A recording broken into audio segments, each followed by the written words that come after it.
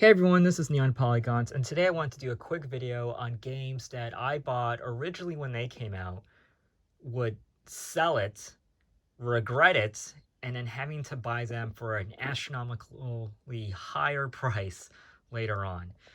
So a little bit backstory behind me. I, as a kid, was pretty anal about how I kept the condition in my games. In fact, even as like a 10-year-old, a lot of the games I had were in practical mint condition, were always pristine, was always careful touching the labels, taking care of the cases, the box, you name it. I could probably sell most of my collection that I had as a kid and probably sell it at its highest resale value.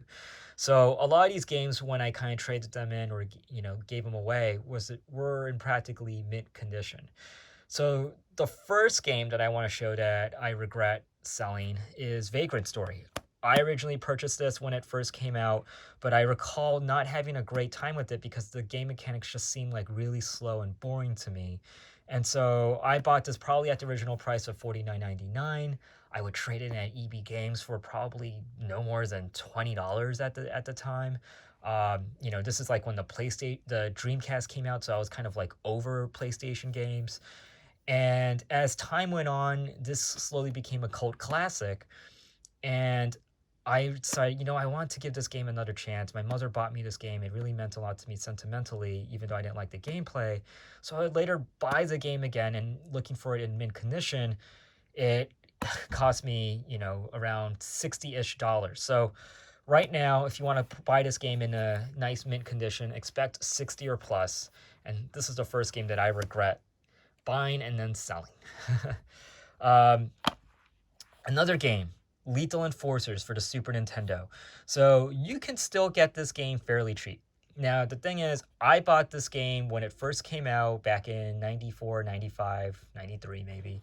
But what made this game, I guess, really crazy was that when I sold it, was I actually had both guns. So I both had the gun that came with it, as well as the rarer pink second player gun that you can only buy through mail order.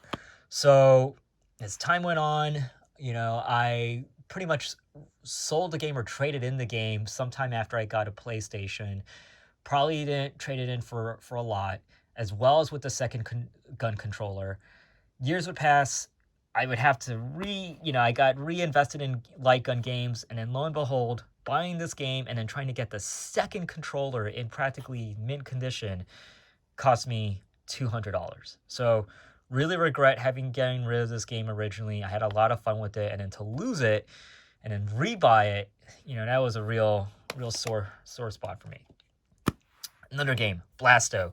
Had a lot of fun with this game when it first came out. Now the thing is, I couldn't go really far in it. I purchased this game originally for $49.99 at retail after playing a demo on official PlayStation magazine. But after a certain period of time, I just kind of got bored with the game. I couldn't really get far. I didn't really have a lot of time to play video games, so I traded in as well to Electronics Boutique. Probably only got, I believe, like $15. And only just recently, within the last year, I decided to say, I really want to rebuild my PlayStation 1 collection.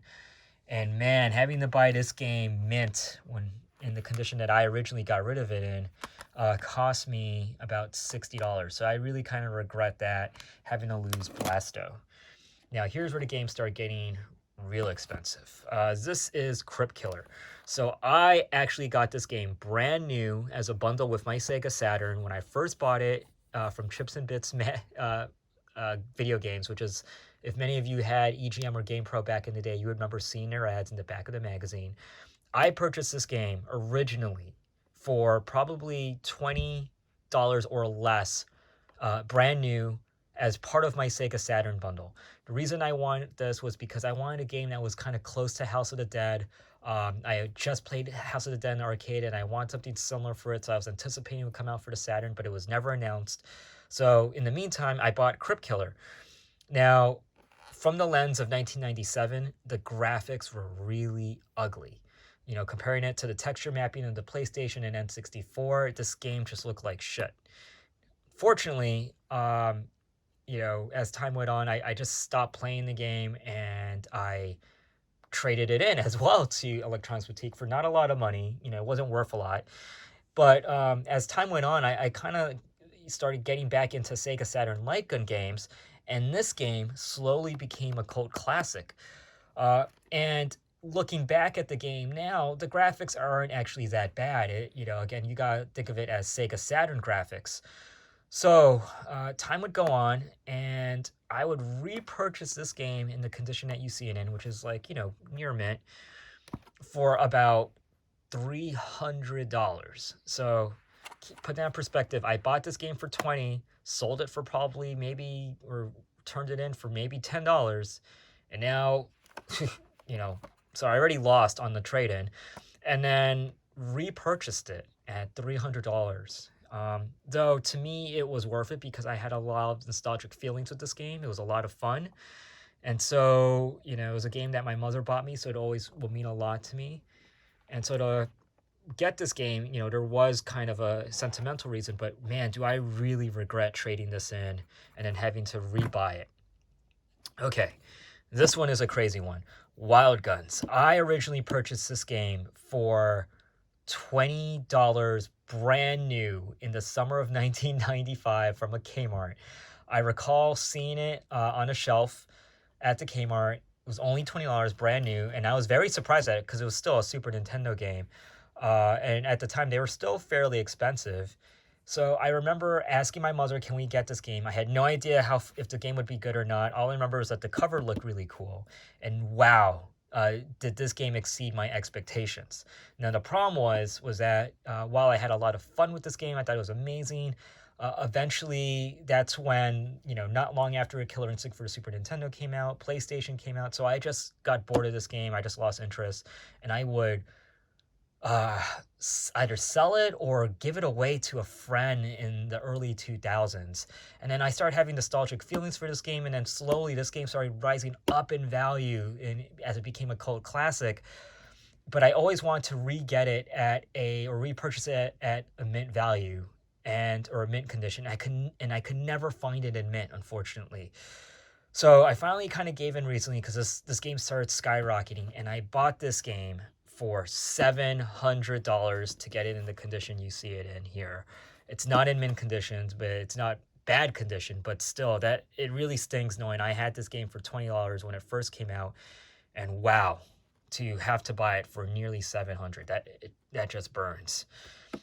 Last game, Castlevania X. I always wanted this game. I purchased it originally when it came out for, I believe, $60-ish or 70. Traded it in at the start of the PlayStation era, and nearly 20 years later, I would repurchase it at around $700-ish. It is a game that does hold a lot of sentimental value to me. Again, all these games actually hold sentimental value to me because they're games that my mother purchased for me at the time, and to me, it really reminds me a lot of my mother because, again, she sacrificed a lot to get me a lot of these video games, and I'll never forget that.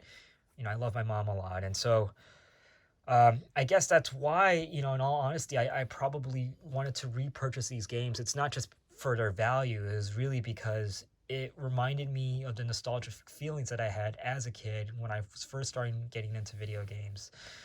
And yeah, Castlevania X is the most expensive game that I originally purchased, would trade in at a really shit value, and then repurchase at an insane value, at an insane price.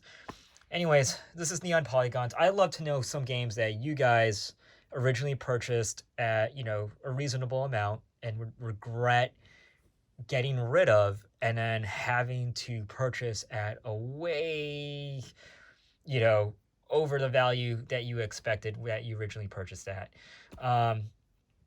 Let me know in the comments below, and if you like this video, or if you just really cringed during this video, do me a favor, like, comment, subscribe. It would mean a lot to me. This is Neon Polygons. Thanks again for watching, and talk to you all soon.